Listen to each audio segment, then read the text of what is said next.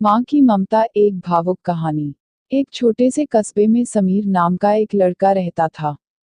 बचपन में ही पिता की मृत्यु हो जाने के कारण परिवार की आर्थिक स्थिति बड़ी दयनीय थी। समीर की माँ कुछ पढ़ी लिखी जरूर थी, लेकिन उतनी पाई से नौकरी कहाँ मिलने वाली थी। सो घर घर बर्तन मांजकर और सिलाई बुनाई का काम करके किसी तरह अपने बच्चे को पढ़ा लिखा रही थी। समीर स्वभाव से थोड़ा शर्मीला था और अक्सर चुपचाप बैठा रहता था। एक दिन जब वो स्कूल से लौटा तो उसके हाथ में एक लिफाफा था। उसने माँ को लिफाफा पकड़ाते हुए कहा, माँ, मास्टर साहब ने तुम्हारे लिए ये चिट्ठी भेजी है, जरा देखो तो इसमें क्या लिखा है। माँ ने मन ही मन चिट्ठी पढ़ी और मुस्कुराकर बोली, बेटा, इसमें लिखा है कि आपका बेटा काफी होशियार है। इस स्कूल के बाकी बच्चों की तुलना में इसका दिमाग बहुत तेज है और हमारे पास इसे पढ़ाने लायक शिक्षक नहीं है, इसलिए कल से आप इसे किसी और स्कूल में भेजें। यह बात सुनकर समीर को स्कूल न जा सकने का दुख तो हुआ, पर साथ ही उसका मन आत्मविश्वास से भर गया कि वो कुछ खास है और उसकी बुद्धि तीव्र है। माँ ने उसका दाखिला एक अन्य स्कूल में करा दिया।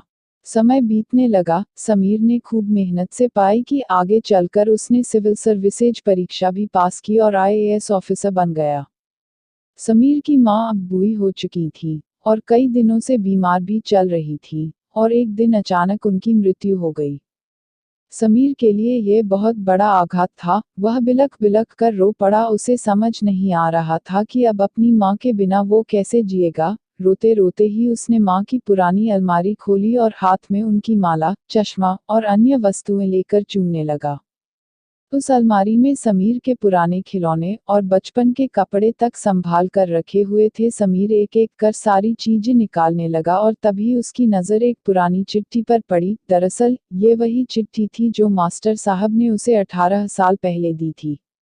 नम आंखों से समीर उसे पढ़ने लगा। आदरणीय अभिभावक, आपको बताते हुए हमें अफसोस हो रहा है कि आपका बेटा समीर पढ़ाई में बेहद कमजोर है और खेल कूद में भी भाग नहीं लेता है। जान पड़ता है कि उम्र के हिसाब से समीर की बुद्धि विकसित नहीं हो पाई है, अतः हम इसे अपने विद्यालय में पढ़ाने में असमर्थ हैं। आपसे निवेदन है कि समीर का दाखिला किसी मंद बुद्धि विद्यालय में कराएं अथवा खुद घर पर रख कर इसे पाएं। सादर, प्रिंसिपल। समीर जानता था कि भले अब उसकी माँ इस दुनिया में नहीं रही, पर वो जहाँ भी रहे उनकी ममता, उनका आशीर्वाद सदा उस पर बना रहेगा।